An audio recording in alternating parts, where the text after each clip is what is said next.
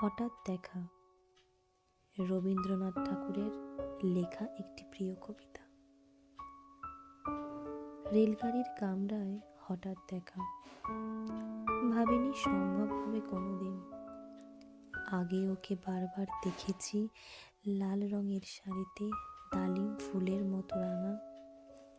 আজ পরেছে কালো রেশমের কাপড়, আঁচল তুলেছে মাথায়, দোলন চাপার মতো চিকন গোড় মুখখানি ঘিরে।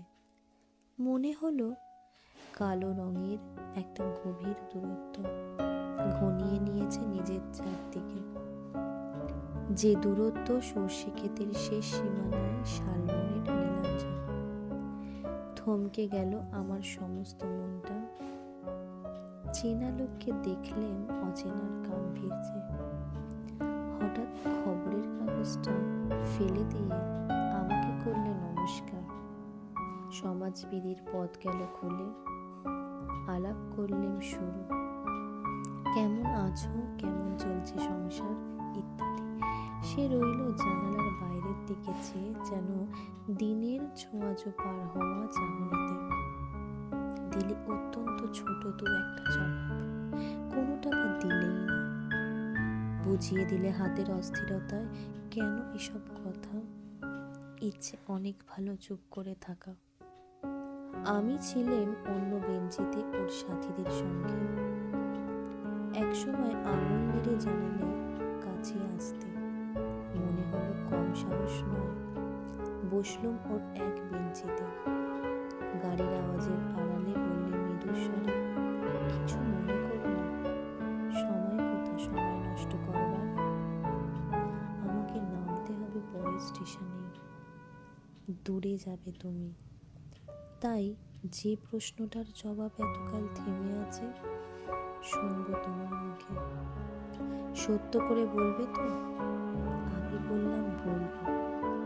বাইরের আকাশের দিকে তাকিয়ে শুধোলো, আমাদের গেছে যে দিন, একেবারেই কি গেছে?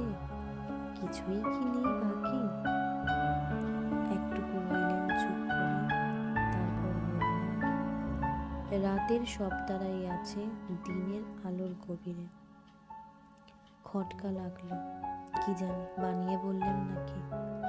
ও বললে, থাক এখন যাও ওদিকে। সবাই নেমে গেল পরের স্টেশনে।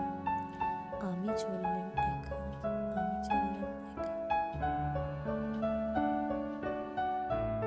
এই জন্যই রবীন্দ্রনাথ কত কথার জবাব পাই না, চিরন্তর ছোটাছুটি করেও ঘরে এবং বাইরে।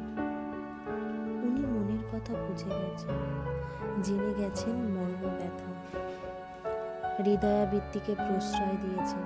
লেখার গভীরে গাঢ় মমতায় জেনে গেছি দুঃখবোধ থাকে বলেই গোপন কুঠুরিতে আলো জ্বলে মিটি মিটি, দগ্ধ করে, মনে করিয়ে দেয় হারিয়ে যায় না হারানোর বেদনা। বেদনার নীল যে ভালোবাসার রং, সে কথা উনি তো মনে করিয়ে দিয়েছেন। কেন ভুলে যাই?